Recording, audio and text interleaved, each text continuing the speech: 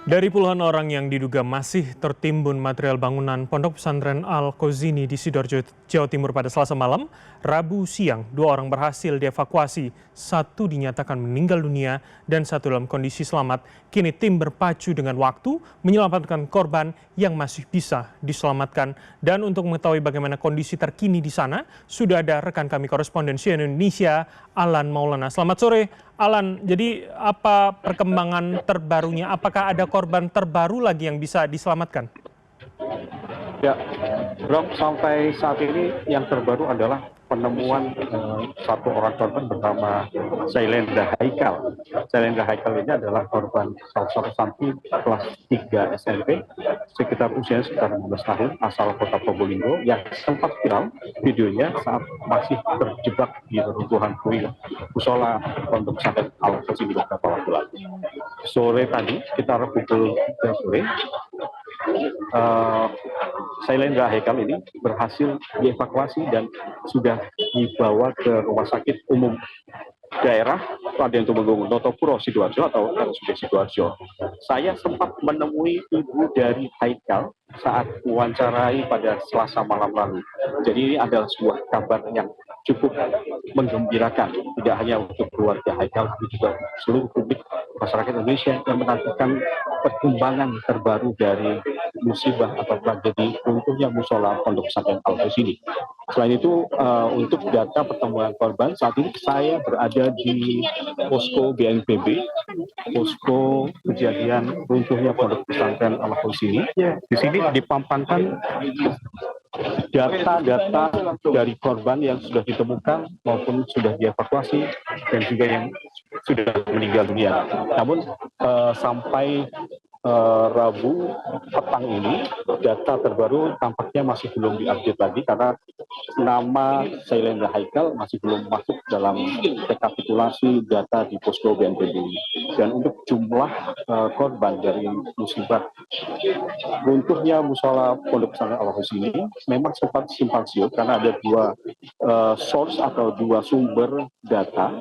Data yang pertama dari kantor Basarnas kantor SAR kelas A Surabaya yang menyatakan jumlah korban 140 orang, 102 orang berhasil dievakuasi atau menyelamatkan diri secara mandiri, sementara 38 lagi diduga masih tertimbun. Namun ada data terbaru dari kantor BNPB yang berdasarkan dari daftar absensi santri.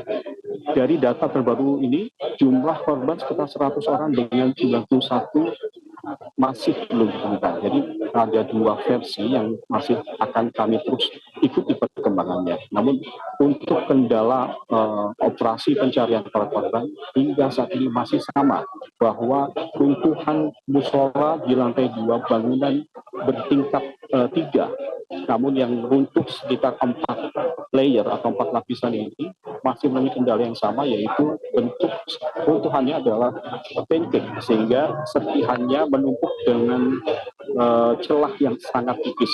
Dan celah yang sangat tipis ini semakin diperburuk dengan kejadian gempa 6,5 magnitudo yang terjadi pada Rabu dini hari atau Selasa malam maksud saya. Akibat gempa yang berpusat di Pulau Sapudi, Sumeneb, Madura ini, yang getarannya terasa hingga kota Surabaya dan juga Sidoarjo tadi malam, mengakibatkan bordes atau celah antara tumpukan dengan surface semakin berkurang. Jika awalnya sebelum gempa 15 cm, akibat getaran gempa yang terasa hingga kota Sidoarjo ini juga akhirnya membuat surface atau bordesnya menjadi tersisa 10 cm.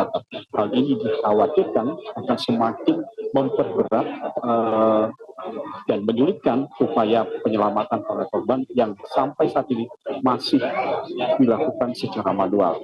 Alasan pertimbangan upaya pencarian masih dilakukan secara manual karena mempertimbangkan masih ada sekitar 7 korban yang dalam status zona merah.